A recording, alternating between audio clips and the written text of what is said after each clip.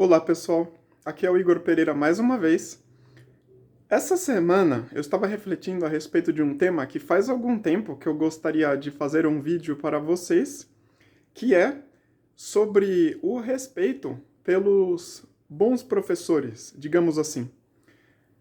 Como vocês sabem, aqui no Brasil é bastante comum a cultura da misosofia, que se trata de desprezar o conhecimento, os livros, o aprendizado. As pessoas costumam focar muito mais em, às vezes, obter um reconhecimento que não merecem, que não se esforçaram para isso. E isso por si só já é um grande problema. Por quê? No fundo, a pessoa que consegue obter algum êxito na vida sabendo internamente que ela não merece aquilo, porque ela não se dedicou e não fez a parte dela, nunca ela terá a felicidade genuína. O que eu estou dizendo está de acordo com Aristóteles. Ele foi o homem que modelou todas as vontades humanas e definiu que só as pessoas que têm virtudes conseguem atingir a verdadeira felicidade. Isto é, nenhuma pessoa consegue, no longo prazo, ficar orgulhosa por si mesma ou por algum êxito que tenha obtido se ela estiver prejudicando outra pessoa ou se a maneira pela qual ela ascendeu na vida não foi uma maneira digna e honesta. Bom, tendo isso em mente, eu gostaria de entrar no tema sobre o respeito pelos professores. Como vocês sabem, eu tive alguns mentores muito interessantes na minha vida. No vídeo anterior, eu comentei para vocês sobre o Peer e há um tão especial quanto, que eu tenho bastante carinho, que é o professor Ritieri. Para quem não sabe, o professor Ritieri também foi aluno do Peer. O professor Ritieri, ele é um homem que começou literalmente do zero. Ele nasceu numa cidade no interior do Paraná, teve que praticamente vender todas as posses que ele tinha na infância para conseguir comprar uma passagem só de ida para São Paulo. Depois de muito tempo trabalhando e se dedicando, ele conseguiu estudar física na USP. Terminando a USP, ele se tornou professor do ITA e assim vai. Ele tem uma carreira bastante brilhante. É um grande cientista, um grande professor, que eu admiro bastante, que me ajudou bastante na minha vida intelectual. Certa vez, eu estava tendo uma carona do professor Peer. Ele tinha acabado de dar uma palestra e eu precisava ir para um lugar que era caminho para ele. Então, nós fomos no carro conversando e o professor Peer falou para mim que às vezes acontecia que o Ritieri ele desmaiava de fome no meio da aula dele e que isso acontecia várias vezes. E pelo que eu conheço da história do Ritieri, eu realmente acredito, porque eu sei que ele passou por muitas dificuldades e conseguiu superá-las, né? Eu me lembro que quando o professor Peer me contou isso me deixou bastante impressionado, porque eu vi o tamanho do esforço que essa pessoa teve que fazer para se tornar quem se tornou. E é uma coisa que só fez aumentar o meu grande respeito e admiração por esse professor.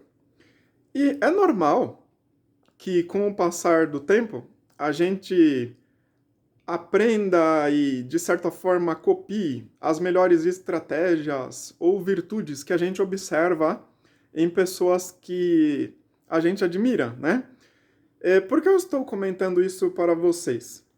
Certa vez, eu me lembro que, numa aula, o professor Ritieri, ele falou para mim e para alguns outros alunos que estavam na sala dos professores no Museu da Matemática em São Paulo, a seguinte frase: que só existem duas maneiras de ser respeitado no mundo. A primeira é ter muito conhecimento e a segunda é ter muito dinheiro. Eu gravei essa frase, mas eu fiquei pensando sobre ela durante muito tempo. E eu gostaria de contar para vocês uma reflexão minha a respeito desse assunto. Na verdade, se vocês pararem para analisar, se alguém demonstra respeito por outra pessoa apenas por causa que ela tem dinheiro, na verdade isso não é respeito. Isso é um interesse político. É uma vontade de alguma forma, se beneficiar através daquele contato. Isso não tem nada a ver com o respeito. Por outro lado, quando a pessoa ela demonstra respeito por pessoa que tem muito conhecimento, essa pessoa sim, ela tem algum valor pela outra, porque ela consegue imaginar e se colocar no lugar da outra para entender e prever o que a outra teve que passar para conseguir conquistar aquilo. É o caso de muitas pessoas célebres em áreas diferentes do conhecimento. Imagina como foi cada vida de cada inventor, cada cientista, cada gênio, cada escritor, e assim vai.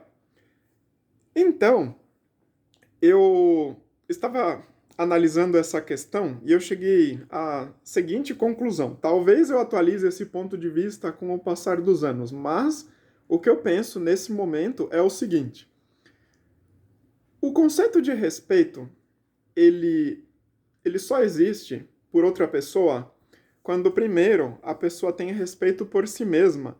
Ele é como o amor. Uma pessoa só pode dar amor para outra pessoa se antes ela sabe dar amor para si mesma. Sendo assim, eu percebo que é extremamente comum o desrespeito com os professores em alguns lugares. E isso é uma coisa tremendamente absurda, porque os professores, bons, evidentemente, são os seres que podem mais nos ajudar na vida, quer seja para ascender intelectualmente, aprender algum conceito novo, que às vezes pode mudar tudo numa vida e assim por diante, né? É evidente que eu estou ressaltando bons professores, mas isso também não significa que os professores ruins merecem desprezo. Na verdade, existem alguns que com certeza devem merecer receber o respeito pelo cargo, mesmo embora não estejam fazendo um trabalho digno da posição. Um exemplo, uma professora que eu tive com um pós-doutorado, que eu tinha bastante expectativa dela, ela fazia comentário sempre para finalizar a aula mais cedo, como: "Ah, eu percebo que vocês estão cansados, vamos terminar a aula agora." Se ela fosse ser honesta, ela diria: "Gente, eu não gosto do meu emprego.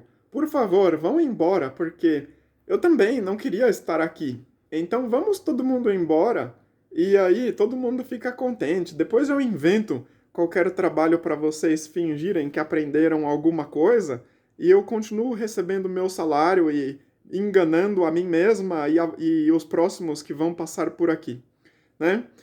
Mas como ela é desonesta, ela iria apenas descartar os alunos assim, pouco importando se alguma pessoa tinha passado mais tempo dentro do transporte para estar dentro daquela sala de aula do que para ter a voz dela tentando transmitir lições, digamos assim. Eu já tive um caso também de uma professora de determinada matéria, que evidentemente eu não vou dizer a matéria porque eu acho que seria muito fácil de identificar, mas no caso, eu me lembro que eu gostava bastante dessa professora, porque eu achava uma pessoa inteligente e queria aprender o máximo possível dela. Certa vez, eu, por, por vontade genuína e livre vontade própria, ela não me pediu ou algo assim, eu me lembro que eu dei algo de presente para ela e falei que ela merecia. Isso foi apenas por consideração, de verdade. Em outra oportunidade, essa professora me disse que eu era puxa-saco. Naquela época, eu era ingênuo, muito jovem, não soube me defender, eu apenas ouvi essa frase que ela me julgou e fiquei quieto. Mas hoje, pensando a respeito do assunto, eu estava refletindo. Eu dava para ela uma consideração excessiva, um valor que ela não tem. Eu pensava que ela poderia me ajudar muito mais do que ela realmente poderia. Eu costumo demonstrar muita consideração por todos os professores que eu gosto, que eu tenho alguma admiração. Tive professoras na neurociência que acrescentaram muito no meu conhecimento. Para vocês terem uma ideia do tipo de tratamento que eu dou, faz pouco tempo eu participei de uma visitação na Unifesp e basicamente eu participei de uma consulta de uma paciente junto com uma médica psiquiatra e uma assistente social. Então, eu como neurocientista, essa médica e a assistente social. Depois nós trocamos algumas ideias sobre o caso e eu pude contribuir um pouco com o meu conhecimento por causa da parte de neuroimunologia, que é um assunto que eu aprendi no curso de neurociência. Eu me lembro que eu saí daquela situação bastante satisfeito e contente por ter podido, de alguma forma, contribuir num caso assim. E por coincidência, uma semana depois, eu reencontrei essa professora que me ensinou neuroimunologia no restaurante.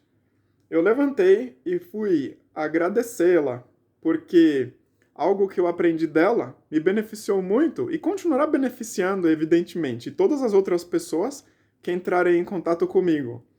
Então, parem para pensar. Nós devemos tratar com mais carinho as pessoas que têm conhecimento, as pessoas que podem nos ajudar verdadeiramente. Elas merecem toda a nossa consideração. Eu tive apenas 2 professoras de húngaro na vida. Eu me lembro que a última, especialmente, quando a gente marcava a aula, ela às vezes preparava alguns materiais extras ou algo assim, e por causa de atitudes dela assim, muitas vezes eu falava para ela que a gente poderia terminar mais cedo, porque ela já tinha usado uma parte do tempo dela para preparar um material para usar comigo, né? E eu pagava para ela vários meses com antecedência, de tamanho gosto, tamanha satisfação, porque sem a ajuda dela, eu jamais teria conseguido aprender húngaro como eu aprendi. Ela pôde contribuir para o meu conhecimento e a minha ascensão intelectual como nenhuma outra pessoa poderia ter feito naquele momento. Sendo assim, eu serei eternamente grato por essa pessoa. Agora, observem, como vocês sabem, eu já ensinei línguas diferentes para pessoas de diferentes nacionalidades, sendo que a primeira pessoa que eu dei aula na vida de alguma língua foi a alemã Loana Aschenbach, que tem um depoimento aqui no meu canal, como vocês sabem. Eu me lembro que no final do curso particular de português que a Loana teve comigo, na última aula ela falou para mim assim: Igor, eu já aprendi mais do que o suficiente. Você pode me mostrar alguma festa ou algum outro lugar que você goste de visitar? E aí a gente não precisa mais fazer essa última aula que já está paga. Esse tipo de comportamento eu vi raramente em pessoas do Brasil, porque se trata de uma diferença de pensamento e comportamental mesmo. Ou então, o meu aluno americano, Clay Watson, que também tem depoimento aqui, ele tinha aulas de português. Naquela época, assim como para a Luana, eu dava aulas ao vivo. E eu me lembro que uma vez, depois do término da aula dele, ele queria me dar mais dinheiro do que eu estava cobrando pela aula. Eu perguntei para ele por que ele queria me pagar a mais. E ele respondeu: porque na semana passada você ficou mais tempo do que a aula. E percebam a diferença. Enquanto isso, já aconteceu comigo de estar dando aula de inglês para um universitário. Naquela época era aula ao vivo, então eu era obrigado a me deslocar para ir até a pessoa. Eu não tinha ainda já passado completamente para o Skype. E eu me lembro que eu costumava sempre passar do horário, né? Então, o que era aula de 1 hora, às vezes podia chegar a 1h10, 1h15, com duas alunas que faziam aula em conjunto. Uma vez eu cheguei a dar até 3 horas de aula, porque eu estava tão empolgado, tão interessado em transmitir e percebendo que elas estavam aproveitando, que eu nem prestava atenção no tempo, de verdade. Mas aí, o que aconteceu? Esse aluno, ele sempre passava do tempo e eu nunca me preocupei com isso, de verdade. A minha vontade de ajudar e de contribuir é tão grande que eu sequer pensava a respeito de controlar tanto o tempo dessa forma. Aí, uma vez, eu me lembro que eu tinha programado para passar determinado conteúdo para ele e depois que eu terminei, eu quis encerrar a aula naquele momento. E ele olhou no relógio e falou para mim assim: ainda faltam 3 minutos. Quando ele fez isso, eu me lembrei de todas as vezes que eu passei do tempo e ele nunca se comportou como esse americano, por exemplo, que quis me pagar a mais. Então, é muito triste isso. De certa forma, aqui no Brasil existe uma crença ou um comportamento completamente errado de levar vantagem sobre os outros. E as pessoas, às vezes, não percebem quão egoístas ou quão injustas elas estão sendo com pessoas que realmente a ajudam na vida dela. Eu levanto essa questão para vocês porque isso vai muito além de conselho para aprendizado de línguas ou de conselho neurocientífico. Se trata de um conselho comportamental. No meu caso, se eu não tivesse, ao longo da minha vida, conseguido receber a ajuda de pessoas da França, da Alemanha, da Suécia, da Hungria, enfim, em momentos diferentes da minha vida, eu nunca teria me tornado poliglota. Isto é, nós precisamos tratar melhor as pessoas, porque nós não nos fazemos sozinhos. Eu tenho consciência disso e gostaria que vocês tivessem também. Por quê? Em princípio, eu acredito que a maioria de vocês que me acompanha há tanto tempo deseja saber o que eu penso, como eu ajo diante das situações, não apenas técnicas de estudo. Essa parte é mais fácil de entender. Eu já expliquei nas palestras mais antigas que vocês têm aí, dentre outras coisas. Bom, é isso, pessoal. Eu vou terminar o vídeo. Eu espero que vocês tenham gostado e aprendido alguma coisa importante hoje. Um abraço.